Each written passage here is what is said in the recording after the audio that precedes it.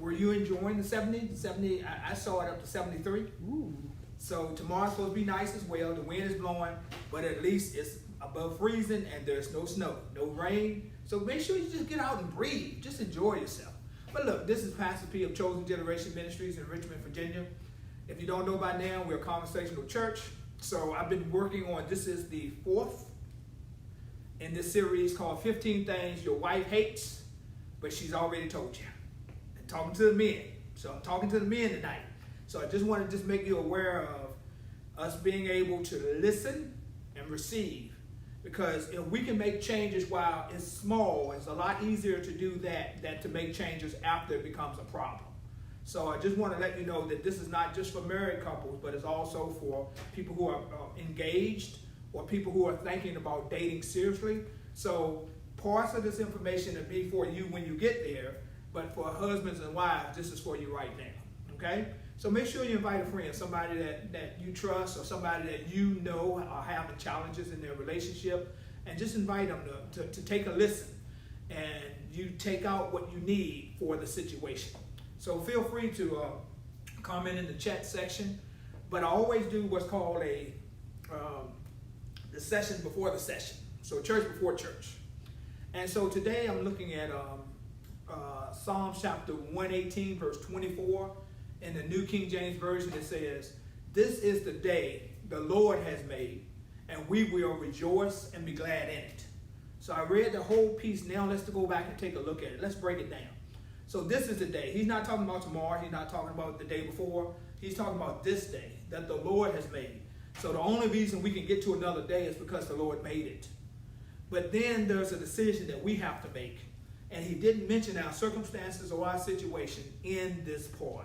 He says, we will rejoice. That's us making the decision to not only to rejoice and be excited about what's going on, but to be glad in the midst of the situation, whether it's a good one or a more challenging one. Now, I'm not saying that sometimes if you have situations that are just trying to weigh you down, but what I am saying is that it's a choice, and once you make the choice, you have to make the follow-through. You have to make actions that correspond with the choice that you made. So if you made a choice that you were going to rejoice, then the enemy will always come and try to remind you of the situation you're going through.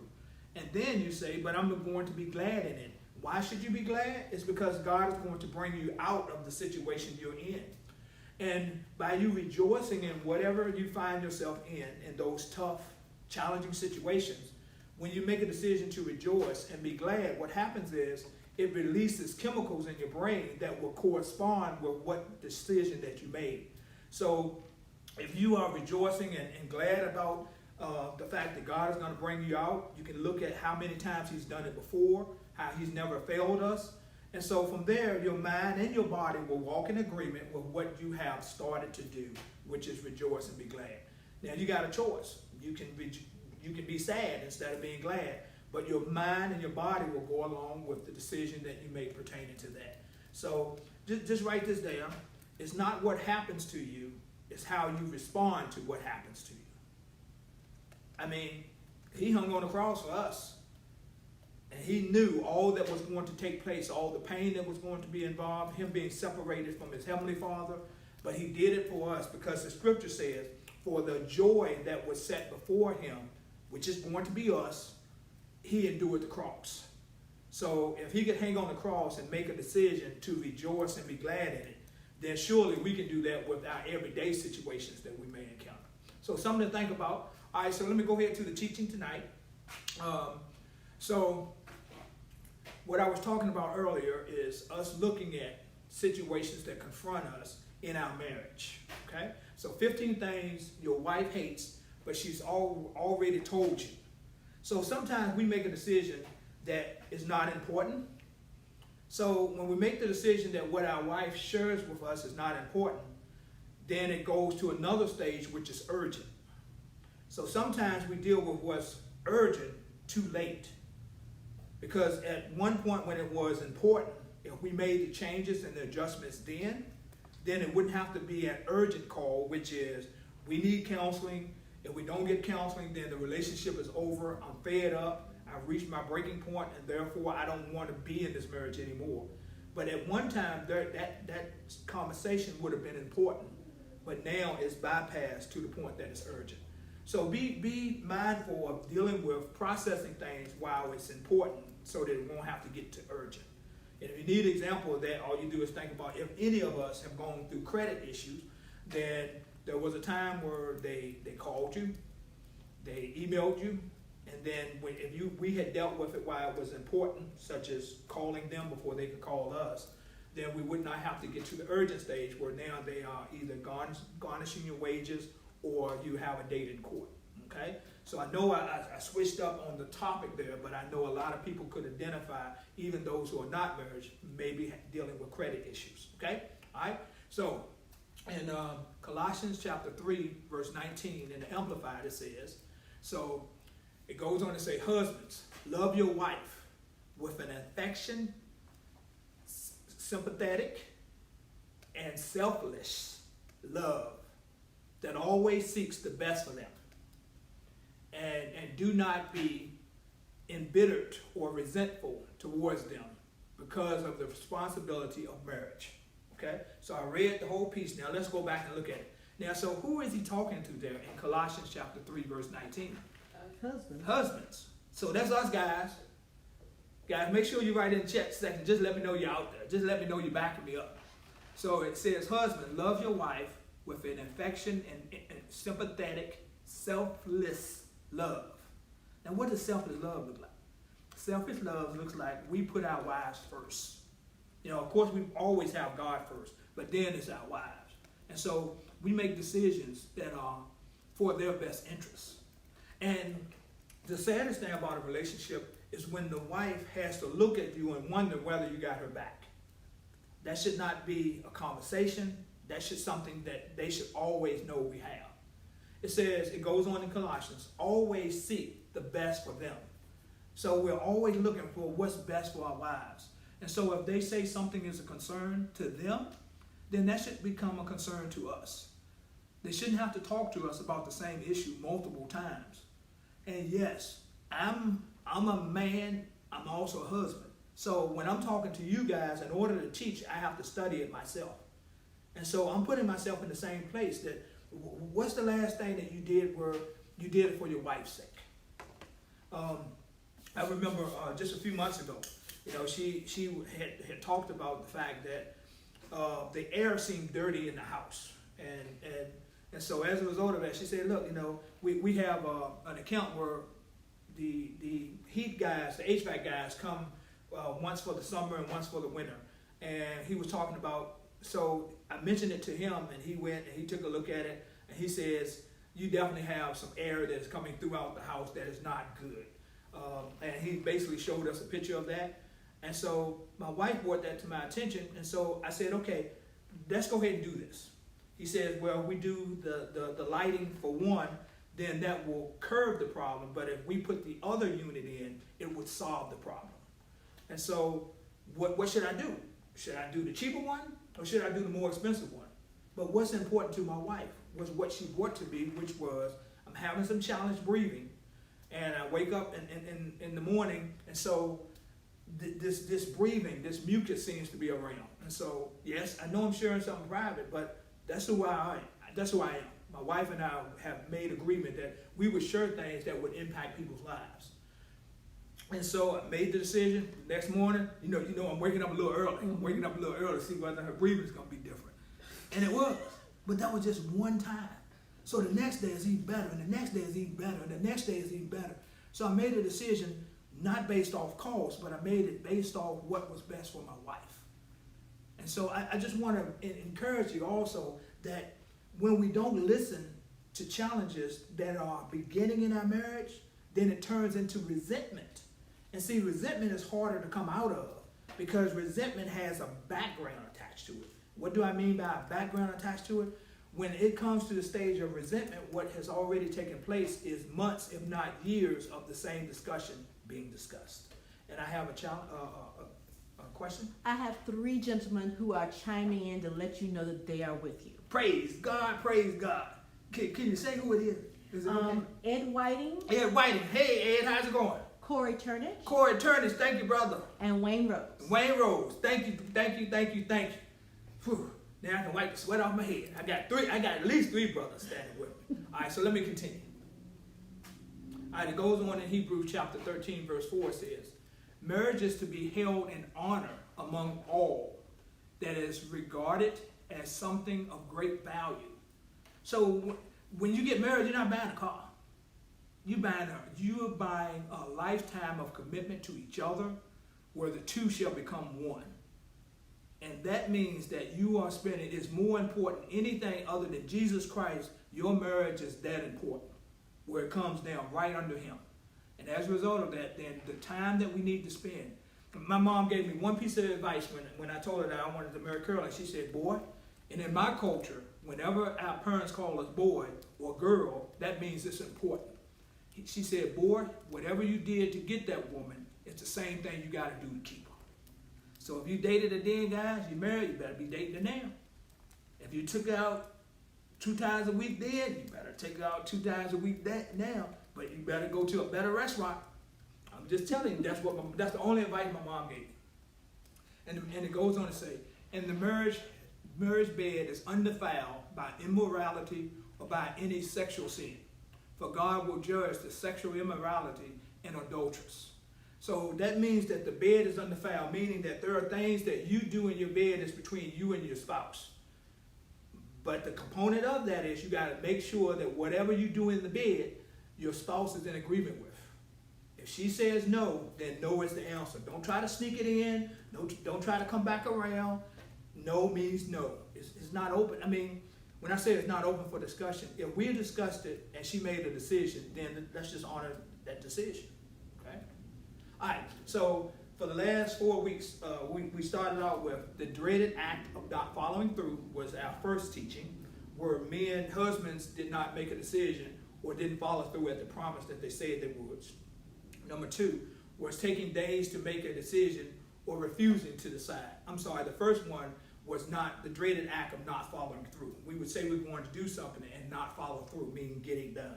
And the second one was taking days to make a decision or refusing to decide. And I got some feedback and some kickback on that one because people were saying, my antidote to that was, if we promised our wife something and we didn't deliver, then we are responsible for making sure that they can go ahead and make that decision, and we would pay for it. You got me? Mm-hmm. That we would pay for it. That means the money comes from your portion of the income. We're not asking them to split that with us. We're saying that since we didn't make a decision, then you have the right to follow through with the decision and get it done without it costing you anything. Okay? So what I was trying to do was make sure we understood that when we don't make a decision, there's a price to be paid. And it's called ours. Our price.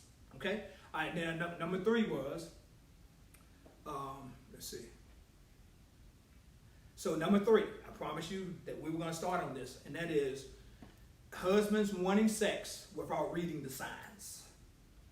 Husbands wanting sex without reading the signs.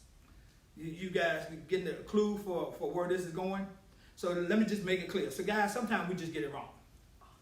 Sometimes, I have somebody in the audience that said it all the time.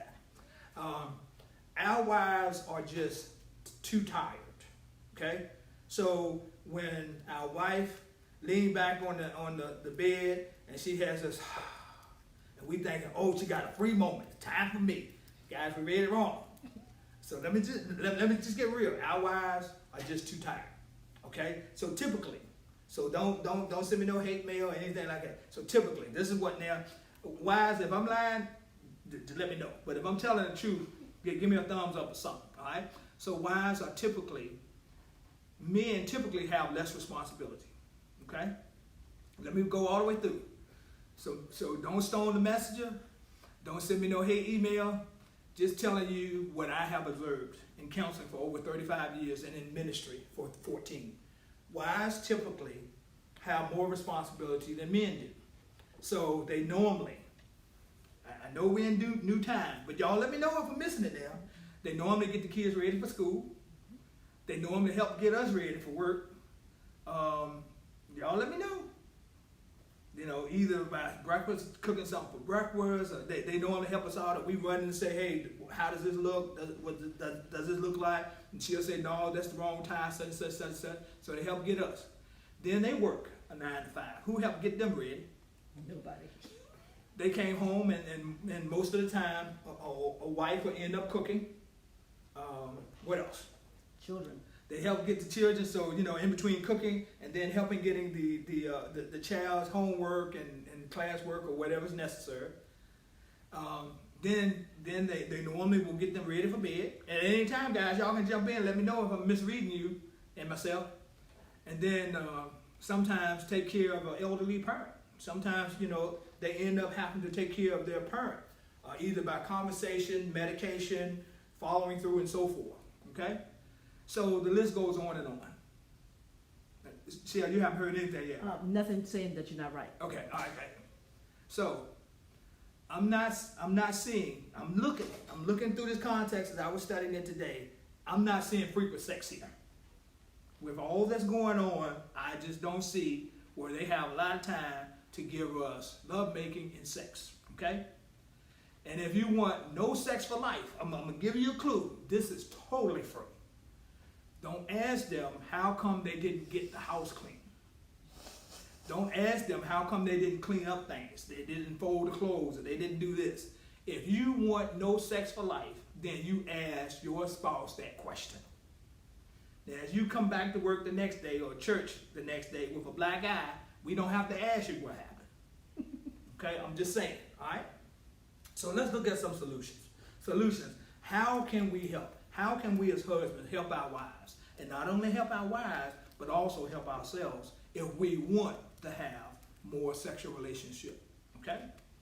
All right, so I'm going to start listing these, and then you guys let me know which one I'm on.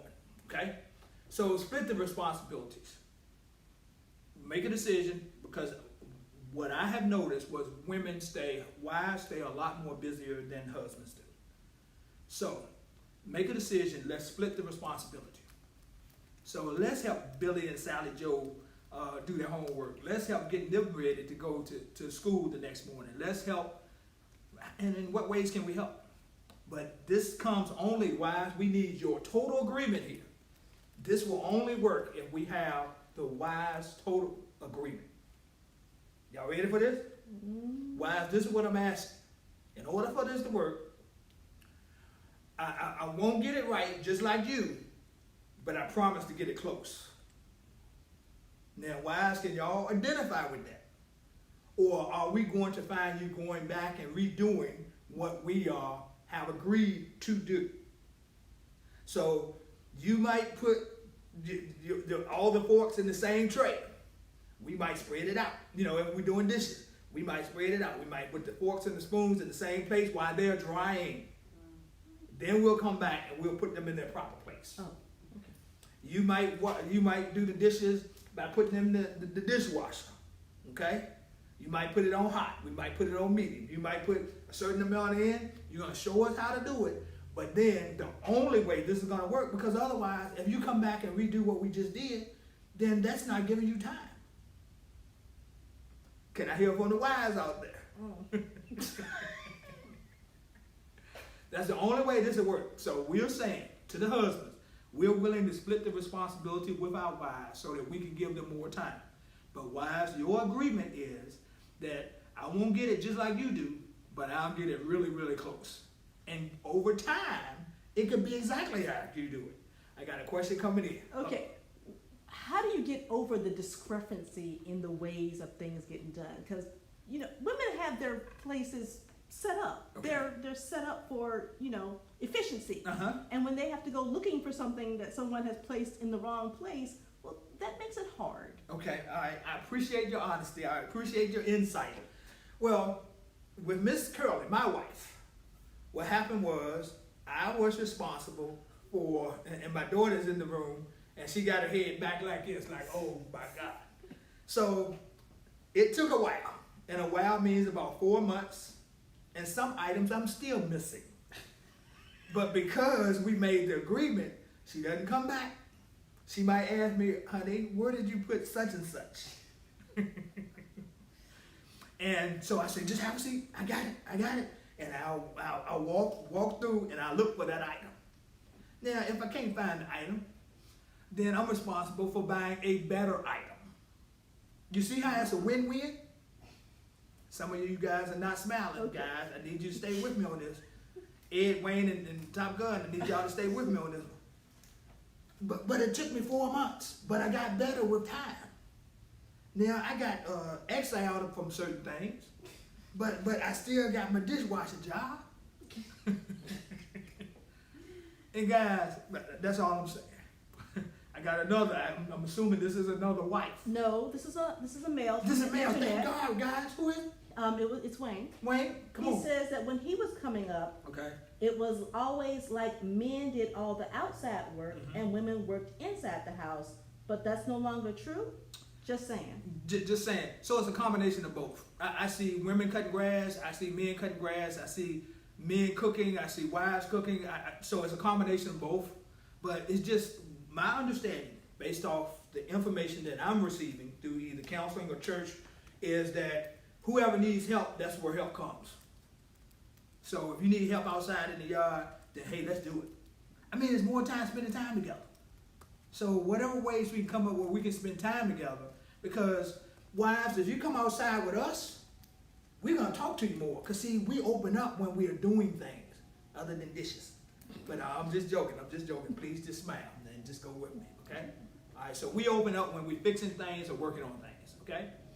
All right. So this is another equation. So this is number 2. So number 1 was split the responsibilities with total agreement, and that agreement was I can get it close to how you do it, but I can't do it exactly the way you do. Number 2, offer to help cook or buy meals 2 to 3 times a week. Now, put this in your budget. So that's my responsibility. So I wouldn't want my wife to have to eat by cooking. So what I would do is, and this is what we do even now. Like for example, my wife is at home, I'm here in the studio, and so what I shared with her was, I said, I'll give you a call on the way home so you can let me know what you want me to bring for dinner. So today is Thursday, so I bought a meal on Monday, and then today is Thursday, and then I buy another meal on Saturday. So we normally do my responsibility 2 to 3 times a week where I bring home food. I don't cook it, but I put it real nice on plates. Okay, you got it? Yes. Okay, all right, so that's number 2. Y'all help me now. Number 3.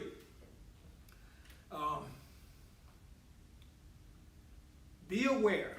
Now, this is all, if we can create more time for our spouse to rest, relax, and refresh, then the theory goes with, then they'll have time to think about us.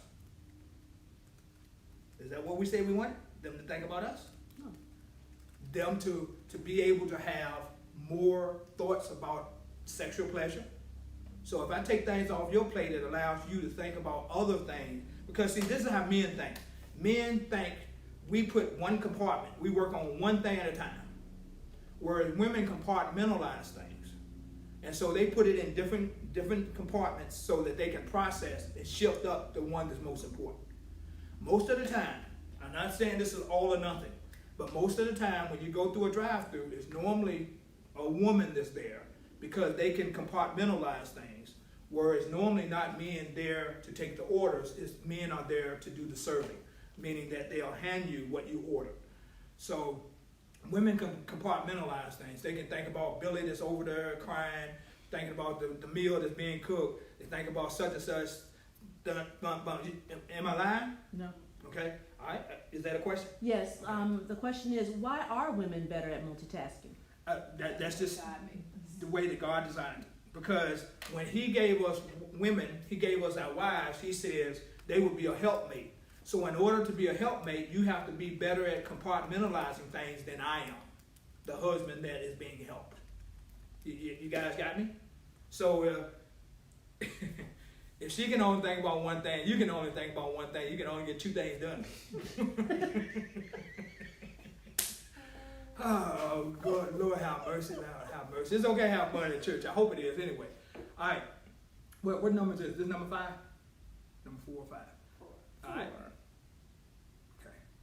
Okay, so be aware of how much time we spend doing our thing such as cycling, golfing, time with friends versus them doing their thing. So men, we can forget about time. I can go cycling and I can be gone for like 5 hours. And let's say my wife got something planned. So we need to decide, okay, so if you have this at this time and I have this at that time, then I'll be back at such and such time. And guys, let me just throw this out there. This is not on my PowerPoint that I got ready for you. There is nothing wrong with being accountable to our wives and our wives to the husband. What I mean by that is, when I go cycling, I'm telling my wife where I'm going and what time I expect to be back. Some men see that as being handpicked. I see that as being accountable. So if I'm leaving the house or Curly's leaving the house, both of us know where we're going. So we share that. Curly will say, okay, I'm going to get a massage. I'm going to such and such, and I'll be back by such and such time. I don't see anything wrong with that. But sometimes, men, we take it personal. We can take it personal. She not my mama. I thank God she's not your mama, because you shouldn't be living with your mama at your age. But I'm just saying, it's like, ask the Holy Spirit to help us in those areas where we see that as being subservient because we tell our wives where we are. I told my wife today, I said, hey, I'm going to go to church tonight, and because we're working on some new sound and things like that. And so I told her, I'll be there and I'll give you a call on the way back. But she knows where I'm at. I just don't see anything wrong with that. If you can tell me something wrong with that, just fill it in on the chat section, because I'm open. I'm open to ideas. I'm open to discussion. But being accountable to somebody you plan to spend the rest of your life with, I don't see that being a problem. But what I do see as a problem is when we have time for our stuff and our friends, and they don't have time for their stuff and their friends. Okay? You ask me, how can I solve this problem? You say you wanted more intimacy. You say you wanted more time together with your wife. You said you wanted more sex. I'm just telling you, these are the ways that those things can be obtained. Make the adjustments so that they can get personal time for refreshing.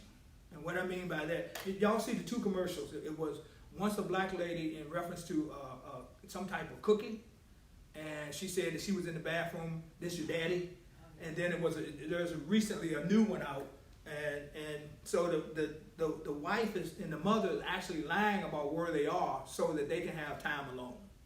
So we got to give our wives time. I mean, we just got to do that if we say we love them. All right, it's 7:27. Michelle, come on. Oh. Okay. Whatever number this is, wives tell us what they need, and we still ignore the clues. Wives tell us. My mom told me, whatever you do, boy, to get that woman, the same thing you got to do to keep her. So if Curly likes going out to restaurants, that was prior to COVID. Now my wife and I are very careful. We normally take out. But women, our wives, tell us what they need, but when we ignore the clues, then it backlashes on us. So for example, if your wife is romantic, I mean, she's a romantic, so she likes ambiance. Now that's whether it's a nice restaurant, because you better not take them to anything less than that if they like ambiance. Or at home, they going somewhere and you want to surprise them, put rose petals on the floor, make sure you got the best candles, not the cheap ones, the best candles, you got nice music and whatever. But so you want to make a decision about listening to what your wife says she needs or just wants. It doesn't matter. That's the person that you say you love. So this is the way you do it. I mean, the reason why you get to know somebody is you know what their likes are, their dislikes, and their maybes. They're on the side of their likes, not their maybes. Okay? And the question I'm asking you is the things that I've listed, do you want more sex or not? Do you want more love making or not? This is how you process information and both come out a winner. So every decision that you make, it should be a win-win situation. Okay? All right. Should I go to the next one? Yes. Okay. They say I need to go to the next one. Yes. All right. Wives say, okay, guys, this is down and dirty, and I mean really down and dirty. This is dirty as dirty is.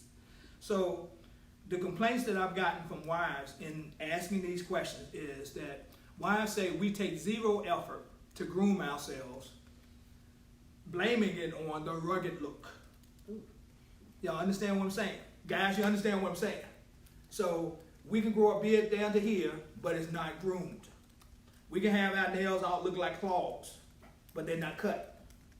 We can actually cut our wires under the mattress, under the sheet with our toenails that look like little animals. I'm talking about myself. I'm talking about you two guys, okay? So women are expected to have their hair done, have their nails done, their hair done, the makeup, taking care of the booty, taking care of the breasts. They got, it's expected on them to be in shape. How come you can walk into walk into a grocery store and they have a magazine rack in the counter as you're going out to get your item checked out, and you can see 8 to 9 magazines where women are on them, and you might see a GQ. You might see it. But each one of those women are not the way they look. They have been enhanced. So men grew up with Playboy, Penthouse. Guys, what's some other one? Okay. That's good. Okay, they say keep going. All right. So what wives are telling us, based off the women that I've talked to, the wives that I talked to, was men a little dirty. We can be a little dirty. Okay. So shower, and when they say take a shower, that means use soap. And they're talking about clean all the way, clean everywhere. Lift it up. Lift things up. Okay. Lift things up. Trim your beard and your facial hair. You know what I'm saying? Trim it. It shouldn't be sticking out like this. Trim it. I keep clean shaven, so I normally shave every day. But once that day passes, I'm gonna cut it. Because I gotta look the part. I gotta look like the person that my wife met 35 years ago. I gotta look neat. That's how she met me. I gotta look in shape. That's how she met me. I gotta have my hair groomed. That's who she married. So trim. We gotta trim stuff, guys. Clean and cut your fingernails and toenails. Guys, do you want to get some funny looks?